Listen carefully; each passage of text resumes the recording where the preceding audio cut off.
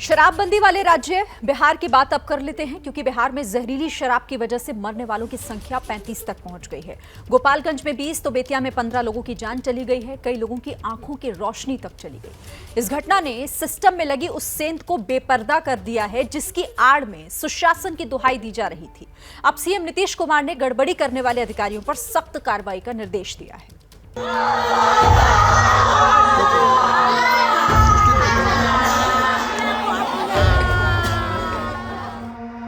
जब तुम पियोगे गड़बड़ चीज तो इसी तरह से न होगा।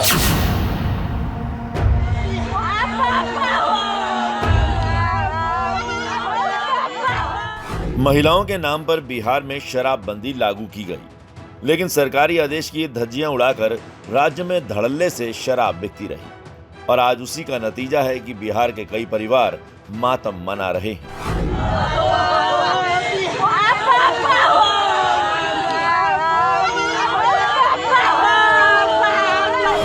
मौत का कारण भले ही सरकारी कागजों में जहरीली शराब को बताया जाए, लेकिन स्थानीय लोगों का आरोप है कि असल में जिम्मेदार बिहार सरकार है, जिसके भ्रष्ट अधिकारियों की शय में शराब का अवैध कारोबार चल रहा था।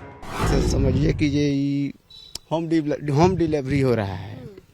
घर में शराब पहुंचा जाता है। हाँ, पाउच पौवा पीने वाला है वो सबको पता है कि कहाँ मिलता है। जो पीने वाला है पिलाने वाला उनको पता है।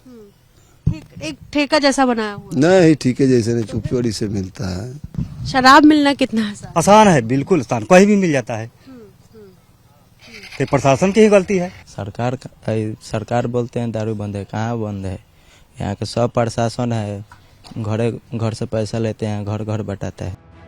यानी सबको खबर थी, सब कुछ हो रहा था, थोड़ा ढककर थोड़ा छिपाकर सब चल रहा था, लेकिन सिस्टम ने इस अंधेरगर्दी से आंखें मूंद ली थी।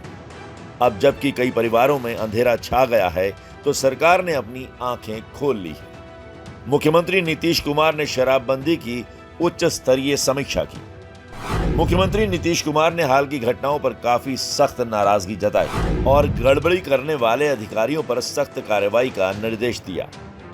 मद्य निषेध विभाग और पुलिस मुख्यालय को हर दूसरे दिन बैठक कर इसकी समीक्षा करने का निर्देश दिया गया है। एक बार फिर से लोगों को जागरूक करने के लिए अभियान चलाने के निर्देश दिए गए हैं। जहरीली शराब से हुई मौत के बाद प्रशासन ने सख्ती दिखाने का भरोसा दिया है।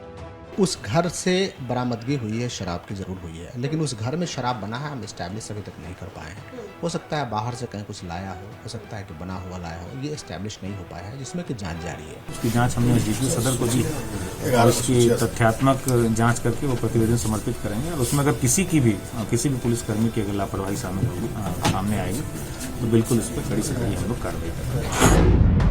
नीतीश कुमार भले ही अब इस मामले में तत्परता दिखा रहे हैं, लेकिन घटना के बाद उनका जो बयान सामने आया था उस पर विपक्ष हमलावर हो गया है।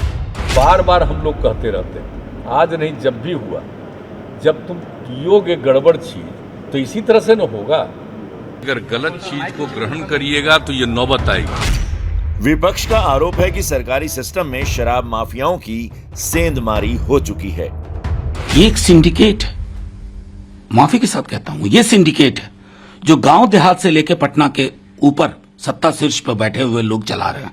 आपको याद होगा कि थाने में शराब की जब जब्ती हुई थी और जब निकाला गया, जब शराब जो है उसको बिटाने के लिए, तो शराब का बोतल खाली था। क्या दलील दिया गया कि चूहा जो है उसको पी गया। ये हालत है थाने की।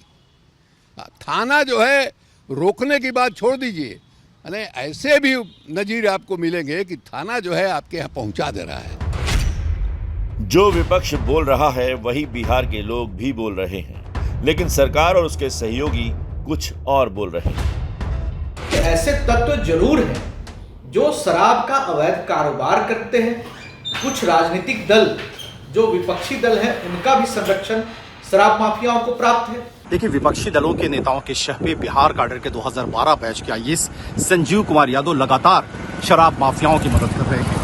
सूबे में जहरीली शराब की कई घटनाओं में उनकी संलिप्तता है। लोगों का तो आरोप यहाँ तक है कि शराब माफियाओं ने सवाल पूछने, जवाब देने और कार्रवाई करने वालों के मुंह पर मोटी रकम का ताला मार दिया है, इसीलिए सब खामोश रहते हैं।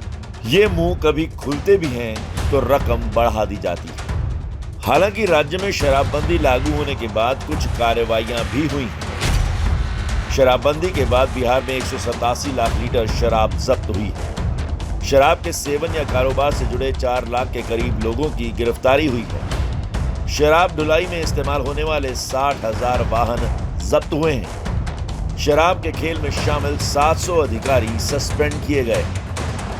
हो सकता है कि अगले कुछ दिन बिहार सरकार एक्शन में दिखे, कुछ लोगों पर गाज भी गिरे, गिरफ्तारियों में तेजी भी आए।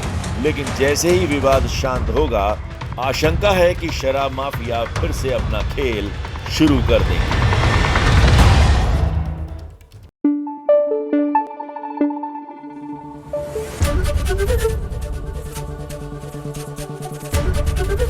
एबीपी न्यूज आपको रखे आगे।